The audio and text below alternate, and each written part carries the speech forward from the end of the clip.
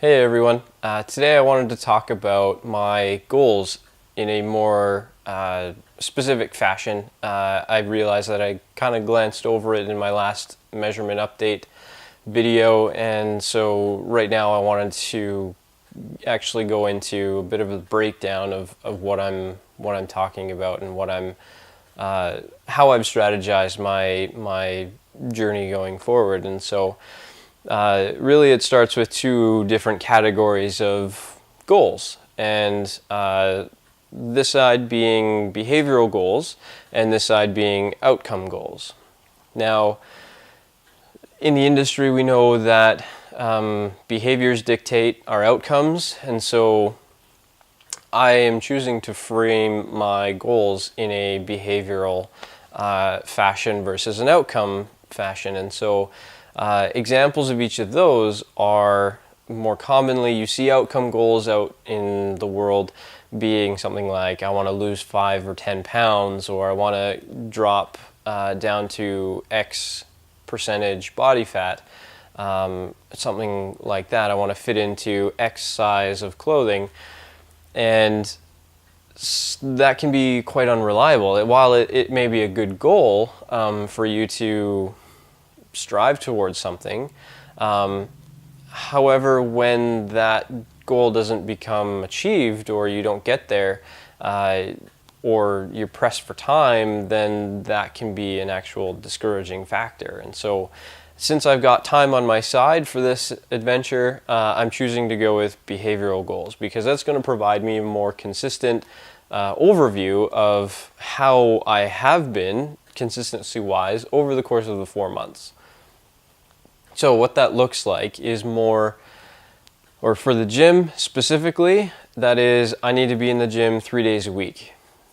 Training, strength training, resistance training, moving weight around, doing conditioning work, whatever that may look like in the small section of my training session, that will vary, but I'm in the gym 3 days out of the week, and I am tracking that, and you guys are going to see that in my update videos going forward.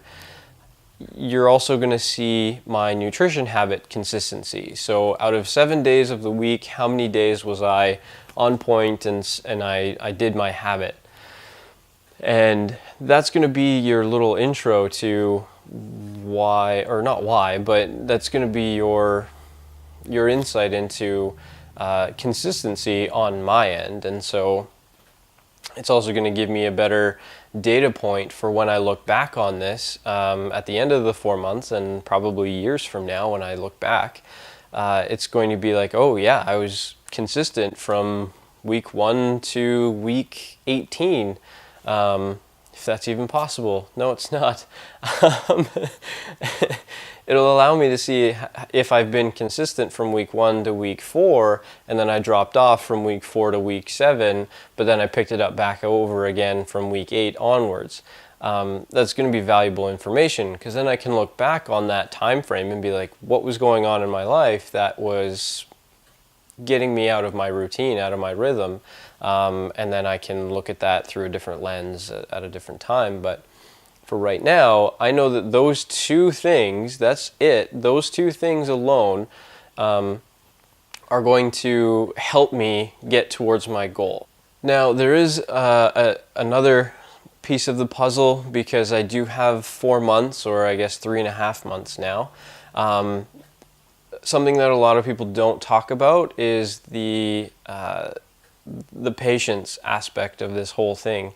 And I feel very fortunate and very lucky that I have the patience and I have the time on my side. At least I've framed it that way. And so with that at my disposal, or like as a part of one of my skills, I'm sort of freed up from the all or nothing mentality, where I have to be 100% or 0%, and that just doesn't work for me personally. And I'm choosing not to go about it that way, because I've done that in the past and it hasn't been great.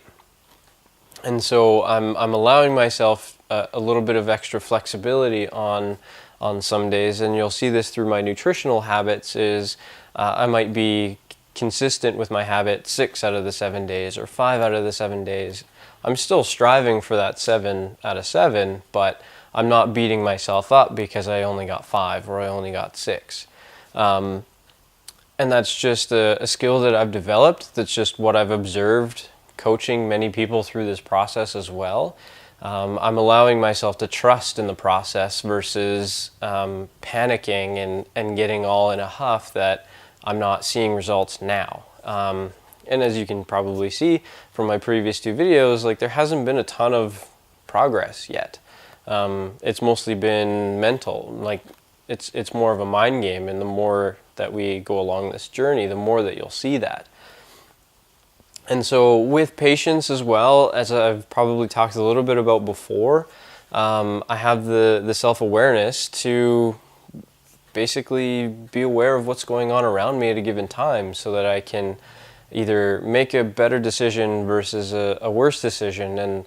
And again, like I was saying before, not beating myself up about it. If I am stuck in a sticky situation and I choose an okay option versus a worse option. So like I said, I have the 2 behavioral goals that I'm working with, and then I have the 2 character traits being patience and self-awareness that I'm deploying daily to help me along with this process. Alright guys, that's all that I have for you today. I hope this helps shed some light on a little bit of my approach to this process and give you guys some ideas that you can deploy in your own life as well. I will see you guys a little bit later, and like I said, I hope that you're getting some enjoyment out of this and you're learning along the way. So till next time, we will catch you later.